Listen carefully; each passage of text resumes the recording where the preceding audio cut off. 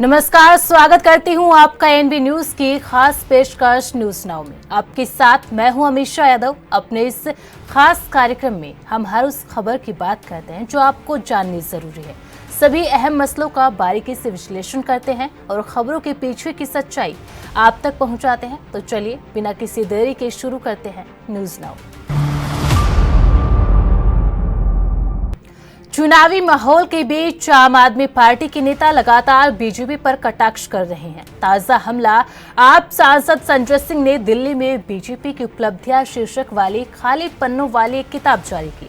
राज्यसभा सांसद स्वाति मालीवाल ने कहा कि दिल्ली की हालत पहले कभी इतनी खराब नहीं रही। मैं अरविंद केजरीवाल को आमंत्रित करती हूं कि वे मेरे साथ झुग्गियों में आए। देखिए हमारी ये खास रिपोर्ट। दिल्ली में बीजेपी की उपलब्धियां शीर्षक वाली किताब। चुनावी माहौल के बीच आम आदमी पार्टी के नेता लगातार बीजेपी पर कटाक्ष कर रहे हैं।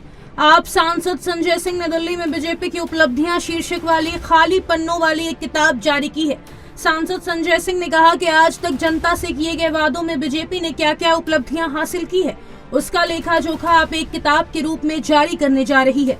इस किताब में सब लिखा है कि 15 लाख रुपए आपके खाते में पहुंच रहे हैं या नहीं, पक्के मकान कितने लोगों को मिले हैं, फसल का दाम 2 गुना हो गए, पेट्रोल 50 रुपए पहुंच गया है। इस किताब के प्रत्येक पन्ने में बीजेपी की उपलब्धियां लिखी हुई है। एक आज किताब जारी करके भारतीय जनता पार्टी की क्या उपलब्धियां रही हैं, बीजेपी वाले तो ये बताने को तैयार नहीं है, लेकिन हम लोग इसके बारे में आज एक किताब जारी कर रहे हैं और इसको आप लोग जन जन तक पहुंचाइए। और मैं देश की जनता से भी कहना चाहता हूं कि इस किताब को जरूर पढ़िएगा। एक तरफ नरेंद्र मोदी जी के वादों को, उनकी गारंटी को, एक तरफ नरेंद्र मोदी जी के आपसे किए गए वचन को याद कर लीजिएगा और दूसरी तरफ ये किताब जरूर पढ़िएगा आप लोग। इसमें सब लिखा हुआ है। 15 लाख रुपए आपके खाते में पहुंच रहे हैं कि नहीं पहुंच रहे हैं। इसमें लिखा हुआ पक्का मकान 15 अगस्त 2022 तक कितने लोगों को मिला, नहीं मिला। इसमें सारा कुछ लिखा हुआ है कि फसल का दाम 2 गुना हो गया, पेट्रोल 40 रुपए का हो गया, 50 रुपए का पेट्रोल हो गया, 40 रुपए का डीजल हो गया। सब कुछ इसमें लिखा हुआ है। देखिए, पहला पन्ना खोलने पर ही इसमें देश के नौजवानों को कैसे नौकरियां दी गई, 2-2 करोड़ हर साल, उसके बारे में लिखा हुआ है। किस किस राज्य में 2-2 करोड़ नौकरी बांटी गई, ये पहले पन्ने में है। और दूसरे पन्ने में लिखा हुआ है कि हर खाते में 15-15 लाख पूरे देश के अंदर पहुंच गया है सबको। सारी जनता मौज मना रही है, 15-15 लाख हर खाते में पहुंचा है। और ये तीसरे पेज में काफ़ी विवरण और विस्तार के साथ लिखा हुआ है कि देश के हर किसान को उनके फसल का दाम 2 गुना मिल रहा है और पूरा देश इस बात से उत्साहित है। झुग्गियों में रहने वाले लोग और गरीब आदमी, ये चौथे पेज में ये लिखा हुआ है कि सबको पूरे देश के अंदर पक्का मकान मिल चुका है। देख लीजिए, कह रहे हैं हम देख नहीं पा रहे। देखिए, लिखा हुआ है भाई, लिखा हुआ है, ठीक से देखिए। आगे 5वें पेज में इसमें काफ़ी विस्तार और विवरण से लिखा हुआ है कि इस देश में डीजल का दाम 40 रुपये हो चुका है, पेट्रोल 50 रुपये का मिल चुका है।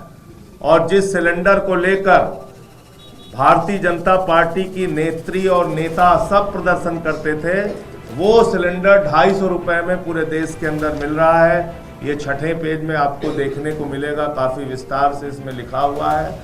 और इसके अंदर दिल्ली में जो हमारे लाखों लोग कच्ची कॉलोनियों में रहते थे, उनको सबको पक्की रजिस्ट्री भारतीय जनता पार्टी ने दे दी गई है। ये 7वें पेज में इसका विवरण आपको मिल जाएगा, किन किन इलाकों में दिल्ली के अंदर पक्की रजिस्ट्री बांटी गई है।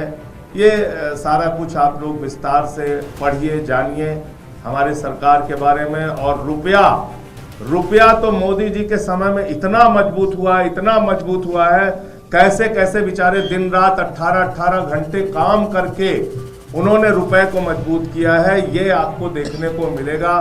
इस 8वें पेज के ऊपर, जिसमें पूरा विस्तार से मोदी जी की 18 घंटे की मेहनत का जिक्र किया गया है। 9वें पेज पे जब आप जाएंगे तो आपको देखने को मिलेगा कि अपने पूंजीपति दोस्तों के साथ उनके कैसे रिश्ते हैं।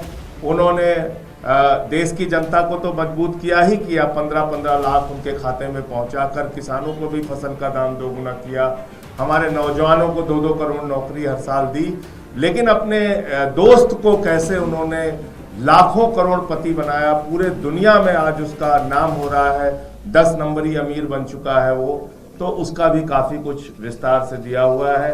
स्वाति मालीवाल ने केजरीवाल को दी चुनौती, बोली मेरे साथ झुग्गियों में आए। राज्यसभा सांसद स्वाति मालीवाल ने आज केजरीवाल पर कटाक्ष किया है।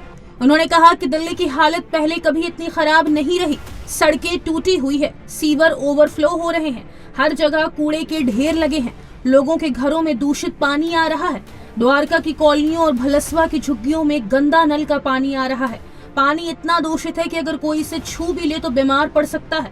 पानी मुफ्त है, लेकिन लोगों को हर दिन बाहर से साफ पानी खरीदने के लिए पैसे खर्च करने पड़ते हैं, जबकि शीश महल में करोड़ों की जलपूर्ति व्यवस्था है। मैं अरविंद केजरीवाल को आमंत्रित करती हूं कि वे मेरे साथ झुग्गियों में आएं, ना कि केवल उन जगहों पर जाएं जहां उनके समर्थक हैं। दिल्ली में अलग अलग विधानसभा क्षेत्र में मैं जा रही हूँ, मुझे वहाँ से कंप्लेंट्स आ रही हैं और इस वक्त जो दिल्ली का हाल है, इतना बुरा हाल कभी नहीं हुआ। सड़कें टूटी पड़ी हैं, नालियाँ ओवरफ्लो कर रही हैं, जगह जगह कूड़े के ढेर पड़े हैं और घरों के अंदर सड़ा हुआ पानी आ रहा है। अभी कुछ दिन पहले मैं द्वारका गई थी, वहाँ घर के अंदर, कॉलोनी के घर के अंदर से कई महीनों से काला पानी नल के द्वारा आ रहा है। अभी मैं झुग्गी गई भलसवा की और वहाँ पर सारी झुग्गियों में नलों के अंदर से पीला सड़ा हुआ पानी झागदार वो निकल कर आ रहा है। तो मैं जानना चाहती हूँ दिल्ली सरकार से कि क्या इन्होंने कोई नई स्कीम शुरू करी है कि घर घर ये बियर पहुँचाएंगे, कि बियर दिखने जैसा पानी ये अब घर के अंदर नलों में आ रहा है, वो पानी इतना जहरीला है कि पीना तो छोड़ दीजिए, अगर उसको कोई छू भी लेगा तो भी वो बीमार पड़ रहा है। मैं जानना चाहती हूँ कि ये बार बार ढिंडोरा पीटती है दिल्ली सरकार कि हर जगह हमने दिल्ली में पानी मुफ्त कर दिया। काहे का मुफ्त पानी, जब लोगों को घरों को दिन का 50 से 100 रुपया खर्च करना पड़ रहा है, तब जाकर वो बाहर से साफ पानी खरीद रहे हैं और वो पानी पे वो पीने पे मजबूर हो रहे हैं। मुख्यमंत्री 1 और मुख्यमंत्री 2 से ये जानना चाहूँगी कि जब अपना शीश महल बनाते हो तो करोड़ों का वाटर सप्लाई सिस्टम बनाते हो और जब लोगों की बारी आती है तो जनता को ऐसे काला सड़ा हुआ पीला जहरीला पानी उनके घर पर भेजते हो। कितनी शर्म की बात है। इनसे कहना चाहती हूँ दिल्ली को दिल्ली रहने दो, ज़्यादा अफ्रीका का सूडान बनाने की ज़रूरत नहीं है और सुधर जाए, नहीं तो जनता खुद सुधार देगी। प्रवेश वर्मा पर आपने बोला हमला। आम आदमी पार्टी ने नई दिल्ली विधानसभा सीट से बीजेपी प्रत्याशी प्रवेश वर्मा की संपत्ति को लेकर सवाल उठाया है। आपने कहा कि चुनाव आयोग में दिया गया शपथ पत्र, वर्मा का शपथ पत्र कहता है कि पिछले 5 साल में उनकी आय 3 करोड़ से बढ़कर 96 करोड़ हो गई है। आम आदमी पार्टी ने कटाक्ष किया कि वर्मा के पास आय बढ़ाने का ऐसा क्या जादू है, इसके बारे में उन्हें बताना चाहिए कि इतनी तेजी से उनकी आय कैसे बढ़ गई है। आम आदमी पार्टी के नेता सौरभ भारद्वाज ने प्रेस वार्ता कर कहा कि वर्मा ने जब 2019 में लोकसभा का चुनाव लड़ा था, उस समय उन्होंने शपथ पत्र दिया था और इसके बाद उन्होंने अब नई दिल्ली विधानसभा चुनाव के लिए जनवरी 2025 में शपथ पत्र दिया है। इनका जो 2019 का एफिडेविट है उसमें इन्होंने बताया कि उससे पिछले साल की जो इनकी टैक्स रिटर्न थी उसमें इन्होंने अपनी सालाना आय बताई, 17 लाख रुपए सालाना आय इनकी थी 2017-18 के वर्ष में। कितनी थी? 17 लाख रुपए। हालांकि वो भी बहुत ज़्यादा है, मगर फिर भी इतनी ज़्यादा नहीं है कि हम लोग नहीं पहुंच सकते यहाँ तक। मगर जो इस साल इन्होंने अपने इन एफिडेविट के अंदर बताई है उसको सुन के तो बड़े बड़े लोगों के होश उड़ जाएंगे। प्रवेश Sahib Singh Verma, poster boy Bharatiya Janata party, 2023-24 की अपनी सालाना आय बताते हैं 19 करोड़ 17 लाख रुपए। 5 साल में इनकी जो सालाना आय है वो 17 लाख से बढ़ के 19 करोड़ 70 लाख हो गई। अब आप सोचिए कि आप क्यों अपने बच्चों को पढ़ा लिखा रहे हैं। कितना भी आपका बच्चा पढ़ जाए, IIT कर जाए, IIM कर जाए, मैं बहुत सारे ऐसे लोगों को जानता हूं, उनकी भी इतनी ग्रोथ नहीं होती जितनी प्रवेश वर्मा जी की ग्रोथ हो रही है। मैं प्रवेश वर्मा जी से निवेदन करूंगा, वो रोज प्रेस कॉन्फ्रेंस करते हैं, एक प्रेस कॉन्फ्रेंस वो इन गरीब भारतीयों के लिए भी करें, ताकि हम लोगों को और बाकी गरीब लोगों को भी पता चले। और कुछ नहीं तो कम से कम नई दिल्ली की कॉन्स्टिट्यूंसी वालों के लिए एक जो है सेमिनार रख दिया जाए, जिसके अंदर वो बताएं कैसे बढ़ाएं सालाना इनकम। भाजपा रही आप पर हमलावर। दिल्ली भाजपा अध्यक्ष वीरेंद्र सचदेवा ने कहा कि धोगा भवन नरेला में 50,000 से अधिक फ्लैट हैं।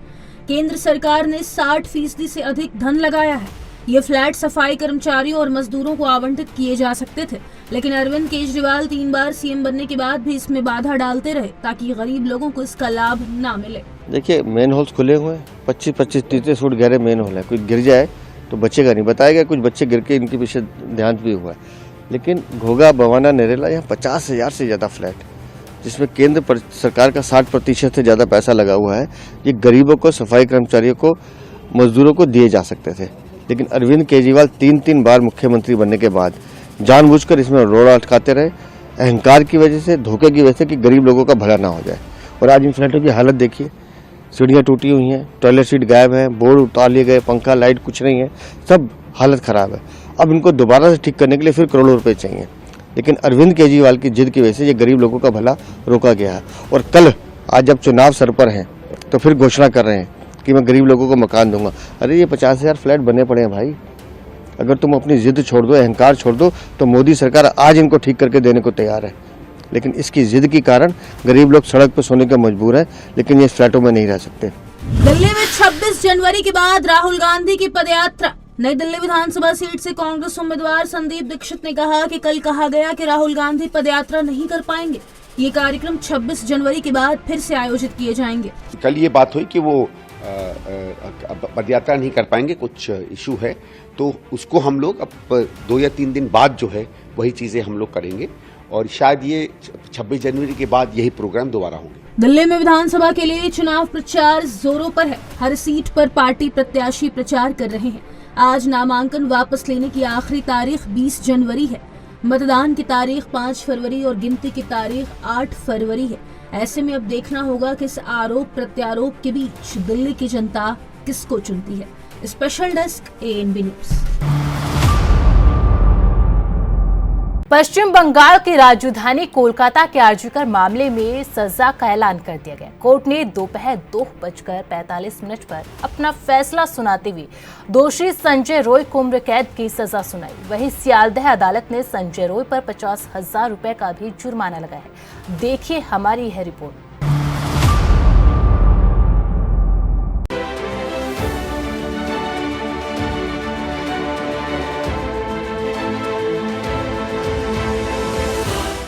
आरोपी संजय रॉय को उम्र कैद। कोलकाता रेप मर्डर केस में दोषी संजय रॉय को सियालदह कोर्ट ने उम्र कैद की सजा सुनाई है। इसके साथ ही कोर्ट ने 50,000 का जुर्माना भी लगाया। वहीं कोर्ट ने पश्चिम बंगाल सरकार को आदेश दिया कि वह मृतक के परिवार को 17 लाख रुपए का मुआवजा दे। फैसला सुनाते वक्त अदालत ने कहा कि ये कोई मामूली अपराध नहीं है, लेकिन उन्होंने इसे रेयरेस्ट ऑफ द रेयर नहीं कहा। सियालदह कोर्ट ने शनिवार 18 जनवरी को संजय रॉय को दोषी करार दिया था। सजा के ऐलान से पहले पेशी के दौरान संजय जज के सामने गिड़गिड़ा रहा था। उसने जज के सामने कहा कि मैं दोषी नहीं हूं, मुझे फंसाया जा रहा है, मैंने कोई अपराध नहीं किया। कोर्ट के फैसले पर कुछ हैं सहमत तो कुछ हैं असहमत। आरजीकर बलात्कार हत्या मामले में फैसले पर लगातार सबकी प्रतिक्रियाएं सामने आने लगी है। कांग्रेस नेता अधीर रंजन चौधरी ने कहा कि बंगाल के लोगों की राय है कि इस साजिश में और भी लोग शामिल हैं। एक ही व्यक्ति को सजा हुई है, बाकी किसी का नाम नहीं आया, इसलिए कोर्ट का ये फैसला आम लोगों की उम्मीद के हिसाब से नहीं है। और लोगों ने फैसले पर क्या कुछ कहा है आपको सुनाते हैं। देखिए, आरजीकर में आज जो वर्डिक्ट आया है कोर्ट का, हम लोग सेटिस्फाइड नहीं है, क्योंकि अब देखिए अभी जो भी हुआ है जयनगर में, फरक्का में और ये में गुड़ाप में, वो स्टेट पुलिस का हाथ में इन्वेस्टिगेशन था और फांसी का सजा कोर्ट ने दे दिया। लेकिन ये आरजीकर वाला बात, कलकत्ता पुलिस अरेस्ट कर लिया था, फिर वो तो सीबीआई के हाथ में थे, तो वो लोग तो सब बोल रहे थे we want CBI, we want CBI. अभी सीबीआई, ये तो फांसी का सजा, ये तो आज अनाउंस नहीं हुआ, तो इसीलिए ये तो सीबीआई को बताना होगा। अगर ये कलकत्ता पुलिस में हाथ में होता तो अभी ये फांसी का सजा ये हो सकता था, होता था, क्योंकि हम लोग प्रूफ कर दिया स्टेट पुलिस। कोर्ट के जजमेंट के ऊपर हम कुछ नहीं कह सकते। हम चाह रहे थे कि हाईएस्ट पनिशमेंट हो, हाईएस्ट पनिशमेंट अभी नहीं हुआ। अब कोर्ट का वर्डिक्ट है, कोर्ट के खिलाफ तो हम being a elected representative of the government I can't say anything.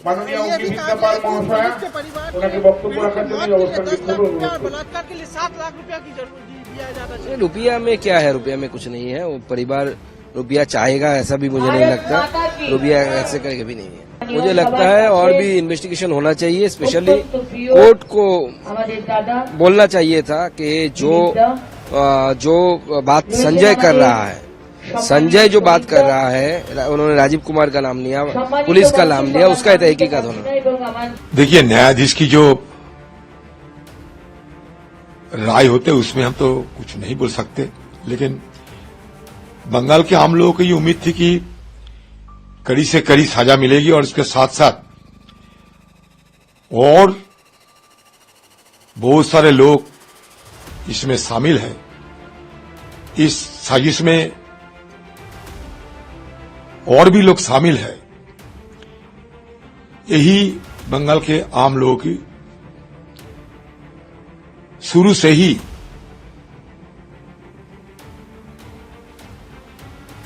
कहते आते हैं, लेकिन हम लोग देखा कि एक ही दरिंदों की सजा हुई है, बाकी किसी का कोई नामो निशान हमें देखने को नहीं मिला। इसलिए ये जो कोर्ट की ये फैसला मान लीजिए बंगाल के आम लोगों की उम्मीद के बराबर नहीं है। Mamata Banerjee's police tried to bribe Abhaya's parents to save Sanjay Roy. We are not dumb.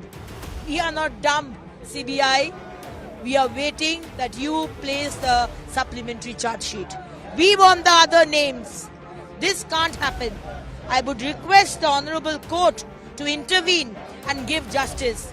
Abhaya's parents doesn't need money. And I have the right to say, because I was there with the family from day one. So I have the right to say, we don't need money. We never need money. Our daughter, our sister was raped and murdered. Give us justice. We are very angry. We are very upset. Mamata Banerjee, you are the one who tried to shield the actual accused. घटना के करीब 162 दिन बाद फैसला। 2024 में 8-9 अगस्त की रात हुई इस घटना के करीब 162 दिन बाद कोर्ट ने शनिवार को अपना फैसला सुनाया और संजय रॉय को दोषी करार दिया। इस मामले में करीब 57 दिन तक सुनवाई हुई। पहले इस केस की जांच कोलकाता पुलिस कर रही थी, फिर हाई कोर्ट के दखल के बाद ये केस सीबीआई को सौंपी गई थी। सीबीआई ने 13 अगस्त को इस मामले की जांच अपने हाथ में ली थी।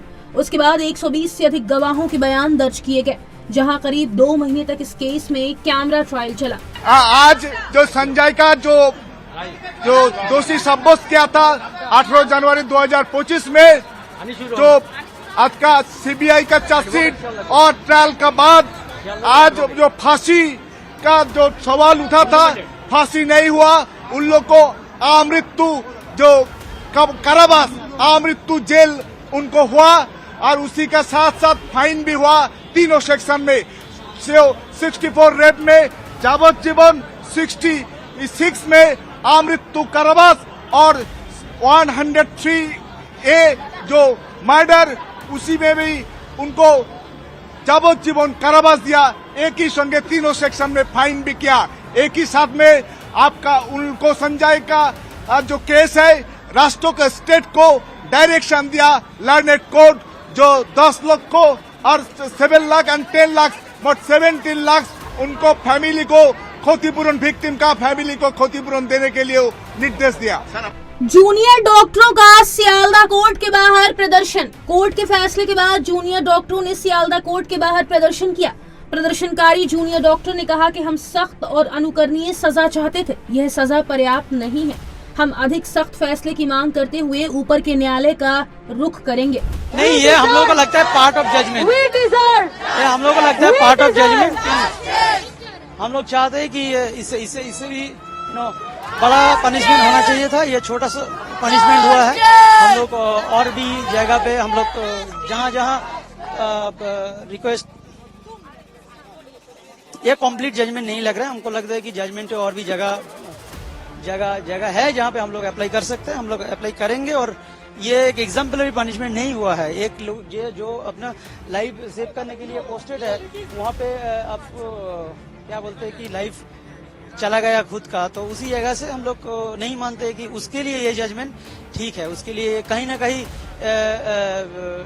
कंप्लीट जजमेंट नहीं है और कंप्लीट जजमेंट करना चाहिए। सियालदा कोर्ट के जज अरनिबान दास ने सोमवार दोपहर 2:45 पर सजा सुनाते हुए कहा कि ये रेयरेस्ट ऑफ रेयर मामला नहीं है, मौत की सजा नहीं दी जा सकती।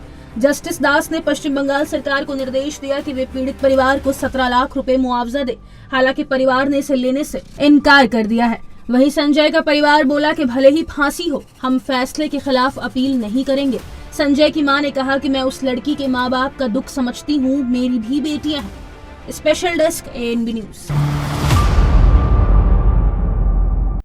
दुनिया की महाशक्ति कहे जाने वाले अमेरिका में राष्ट्रपति की ताजपोशी का कार्यक्रम चल रहा है, जिसमें दुनिया भर के जाने माने चर्चित चेहरे शिरकत कर रहे हैं। वहीं भारत सरकार की तरफ से विदेश मंत्री S जयशंकर शामिल हो रहे हैं। देखिए हमारी यह रिपोर्ट। फिर से बनेंगे महाशक्ति के मुखिया। रिपब्लिकन पार्टी की तरफ से अमेरिकी राष्ट्रपति चुनाव में विजयी होने वाले डोनाल्ड ट्रंप आज अमेरिका के 47वें राष्ट्रपति के तौर पर शपथ लेने जा रहे हैं। ट्रंप भारतीय समयानुसार करीब रात 10:30 बजे शपथ लेंगे, जिसका सीधा प्रसारण अमेरिकी न्यूज चैनल्स के द्वारा किया जाएगा। वहीं व्हाइट हाउस की आधिकारिक साइट्स पर इसकी लाइव स्ट्रीमिंग भी की जाएगी। शपथ ग्रहण का कार्यक्रम कड़ाके की ठंड के चलते यूएस कैपिटल रोटुंडा के अंदर रखा गया। शपथ के समय डोनाल्ड ट्रंप अपने हाथ में 2 बाइबल रखेंगे, जिसमें एक उनकी मां के द्वारा दी गई थी, वहीं दूसरी बाइबल पूर्व राष्ट्रपति अब्राहम लिंकन की होगी। बता दें कि अमेरिका में राष्ट्रपति शपथ समारोह में पूरा खर्चा निजी लोगों के द्वारा किया जाता है। साथ ही जानकारी मिल रही है कि इस बार के आयोजन का खर्चा एप्पल के CEO टिम कुक और मार्क जुकरबर्ग उठाने वाले हैं। वहीं अमेरिका में दूसरी बार राष्ट्रपति बनने जा रहे डोनाल्ड ट्रंप के शपथ समारोह के चलते पूरे व्हाइट हाउस को चमका दिया। शपथ ग्रहण में होंगे दुनिया के बड़े चेहरे। वहीं इस समारोह में बात की जाए, दुनिया की कई प्रमुख हस्तियां भाग लेंगी, जिनमें अर्जेंटीना के राष्ट्रपति जेवियर माइली, इटली की प्रधानमंत्री जॉर्जिया मेलोनी, भारत के विदेश मंत्री S Jaishankar, Mukesh Ambani, Elon Musk, Jeff Bezos और मार्क जुकरबर्ग शामिल हैं। हालांकि चीन के राष्ट्रपति शी जिनपिंग इस समारोह में शामिल नहीं होंगे और अपने एक प्रतिनिधि को भेजेंगे। ट्रंप पर टिकी है दुनिया की नजर। अमेरिका में नए राष्ट्रपति की ताजपोशी होने के साथ अब पूरी दुनिया की निगाहें अमेरिका पर टिकी होंगी। वैसे आपको बता दें कि ट्रंप ने कार्यकाल शुरू होने से पहले ही दूसरे देशों के साथ अपने संबंध अच्छे स्थापित करने शुरू कर दिए, जिसका सबसे बड़ा उदाहरण चीन है। चीन किसी भी देश के शपथ समारोह में भाग नहीं लेता, लेकिन पहली बार अमेरिका के बुलावे पर शी जिनपिंग ने अपना प्रतिनिधि भेजा। वहीं डोनाल्ड ट्रंप ने चीनी राष्ट्रपति शी जिनपिंग से फोन पर बात करके व्यापारिक समझौतों को लेकर चर्चा की। साथ ही इजराइल और हमास में चल रहा गतिरोध भी उनकी कूटनीतियों के चलते थमता हुआ नजर आ रहा, जिसका सबसे बड़ा उदाहरण हमास के द्वारा इजराइल के छोड़े हुए नागरिक है। डोनाल्ड ट्रंप ने अभी कुछ दिन पहले 2 साल से भी ज्यादा समय से रूस और यूक्रेन में चल रहे युद्ध को लेकर बड़ा बयान दिया। उन्होंने कहा था, राष्ट्रपति बनने के बाद उनके द्वारा जंग को विराम लगाने के प्रयास किए जाएंगे। हालांकि रूस के पूर्व राष्ट्रपति दिमित्री मेदवेदेव की तरफ से बयान सामने आया, जिसमें उन्होंने कहा कि अमेरिका से संबंध सामान्य होने में दशकों का समय लग जाएगा। एक तरफ डोनाल्ड ट्रंप ने अपनी टीम को क्रेमलिन से संपर्क साधने को कहा, दूसरी तरफ रूस से इस तरह के बयान सामने आ रहे हैं। अमेरिका और रूस के बीच रिश्ते बेहद ही खराब हैं। इसके साथ ही उन्होंने कहा कि बाइडेन कार्यकाल में रूस से संबंध खराब स्तर पर रहा। खैर, अब देखना होगा कि अमेरिका के नए राष्ट्रपति को लेकर दुनिया के क्या रिएक्शन होंगे और साथ ही क्या वह पूरी दुनिया की उम्मीदों पर खरे उतर पाएंगे। Special desk ANB news. अभिनेता सैफ अली खान हमले के बाद से ही मुंबई के लीलावती अस्पताल में भर्ती है। जानकारी के अनुसार उनकी सेहत में लगातार सुधार देखने को मिल रहा है। वहीं हमलावर को मुंबई पुलिस ने गिरफ्तार कर लिया है। हमले के बाद सोशल मीडिया के माध्यम से करीना कपूर ने मामले को लेकर पोस्ट किया। साथ ही अभिनेता का हालचाल जानने के लिए बॉलीवुड जगत के कई जाने माने चेहरे पहुंच रहे हैं। देखिए हमारी यह रिपोर्ट। बॉलीवुड पहुंचा सैफ से मिलने। फिल्म स्टार सैफ अली खान के ऊपर हुए हमले को लेकर पूरे देश भर में आलोचना हो रही है। फिल्म अभिनेता से लेकर राजनेता तक इस हमले की निंदा कर रहे हैं। वहीं हमले के बाद अस्पताल में भर्ती सैफ अली खान से मिलने के लिए देश की जानी मानी हस्तियां पहुंच रही हैं। बॉलीवुड स्टार संजय दत्त, मलाइका अरोड़ा, अर्जुन कपूर, सोहा अली खान, करिश्मा कपूर, रणधीर कपूर जैसे सितारे उनका हालचाल जानने पहुंच चुके हैं। वहीं फिल्म अभिनेत्री और सैफ की मां शर्मिला टैगोर ने भी आज अस्पताल पहुंचकर उनका हालचाल जाना। वहीं कुछ अभिनेताओं ने सोशल मीडिया के माध्यम से सैफ अली खान के साथ हुई घटना पर रिएक्ट किया है। साथ ही एक्टर के जल्द ठीक होने की कामना भी की है। आप सभी को पता है कि महाविकास आघाड़ी के बहुत सारे एमएलए, बहुत सारे एमपी परेशान है बहुत दिनों से। उसका कारण है कि महाविकास आघाड़ी के जो अलायंस पार्टनर है उनमें इतने झगड़े हैं और उस झगड़े की वजह से उनके क्षेत्र के काम नहीं हो रहे, उनके क्षेत्र का विकास नहीं हो रहा है। और जो सेंट्रल गवर्नमेंट हो या स्टेट गवर्नमेंट हो, दोनों जगह पे एनडीए की गवर्नमेंट है और वो दोनों जगह पे एनडीए गवर्नमेंट होने के। करीना ने की सोशल पोस्ट। वहीं सैफ पर हमले के बाद पत्नी करीना कपूर के द्वारा सोशल मीडिया के माध्यम से पोस्ट करते हुए मीडिया और पैपराजी से दूर रहने की अपील की है। उन्होंने कहा है कि हमले के बाद से हम काफी परेशान हैं, तो कृपया हमें थोड़ा सा पर्सनल स्पेस दीजिए। हमारा परिवार इस घटना से काफी आहत हुआ। साथ ही इस दुख की घड़ी में आप लोगों के द्वारा दिए हुए साथ की मैं सराहना करती हूँ। आपको बता दें कि हमले के बाद सोशल मीडिया पर करीना कपूर खान का पहला बयान सामने आया। हमलावर निकला कुश्ती चैंपियन। अभिनेता सैफ अली खान पर हमला करने वाला आरोपी पुलिस ने गिरफ्तार कर लिया है। हमलावर को मुंबई पुलिस ने थाने के हीरानंदानी स्टेट के पास की झाड़ियों से पकड़ा है। पुलिस ने आरोपी का पता बाइक नंबर की मदद से लगाया। वहीं पकड़े गए आरोपी का नाम मोहम्मद शरीफुल इस्लाम शहजाद बताया जा रहा है। साथ ही जानकारी मिल रही है कि आरोपी पहले भी हाउस कीपिंग के काम के चलते सैफ अली खान के घर जा चुका है। वहीं पकड़े गए आरोपी ने शुरुआती पूछताछ के दौरान खुद को बांग्लादेशी बताया है और साथ ही पूर्व में कुश्ती खिलाड़ी होने की बात भी कही है। आरोपी ने कहा है कि जब सिक्योरिटी गार्ड रात को सो रहा था तब वह मौके का फायदा उठाकर बिल्डिंग में घुस गया और सैफ के बच्चों के कमरे के पास जा पहुंचा। सैफ हमले पर नेताओं के हमले। सैफ हमले के बाद से ही सभी पार्टियों के नेता एक दूसरे पर निशाना साधने में जुट गए हैं। जहां कांग्रेस ने इस हमले को प्रशासन को फेलियर बताया था, वहीं आरोपी के पकड़े जाने के बाद बीजेपी का रिएक्शन भी सामने आया है। बीजेपी सांसद मनोज तिवारी ने कहा कि सैफ हमले के दौरान पकड़ा गया आरोपी बांग्लादेशी नागरिक बताया जा रहा है। मैं इस हमले को लेकर आवक हूँ। हमारी पार्टी शुरू से ही रोहिंग्या लोगों को बाहर करने की बात करती है, जबकि मौजूदा आप सरकार इन्हें बढ़ावा दे रही है। इसलिए मैं दिल्ली की जनता से अपील करना चाहता हूं कि देश हित में बीजेपी को ही वोट करें। देखिए, रोहिंग्यास को और इलीगल बांग्लादेशी घुसपैठियों को आम आदमी पार्टी संरक्षण देती है। अब इसका विरोध हो रहा है। ये पहले भी अपराध में संलिप्त थे। सैफ अली खान के मामले में तो देश बिल्कुल अवाक है और आम आदमी पार्टी जैसी पार्टियां जो ऐसे इलीगल घुसपैठियों और रोहिंग्यास को समर्थन देती हैं, अब उन पे एक बड़ा सवाल उठ रहा है। और दिल्ली के लोग इस चुनाव में रोहिंग्यास और इलीगल घुसपैठियों को समर्थन देने वाली आम आदमी पार्टी को हमेशा हमेशा के लिए दिल्ली से बाहर निकाले। सैफ हमले को लेकर पूरे देश में चर्चा हो रही है, जिसमें हमलावर के पकड़े जाने के बाद कई खुलासे हो रहे हैं। साथ ही नेता लोग भी अपना अपना तर्क देकर पूरे मामले पर राजनीति कर रहे हैं। वहीं पुलिस के द्वारा आरोपी से लगातार पूछताछ जारी है और उम्मीद की जा रही है कि मामले को लेकर कुछ बड़े खुलासे भी हो सकते हैं। Special desk ANB news. News now में फिलहाल इतना ही। मुझे दीजिए इजाजत। आप बने रहे ANB न्यूज के साथ। नमस्कार।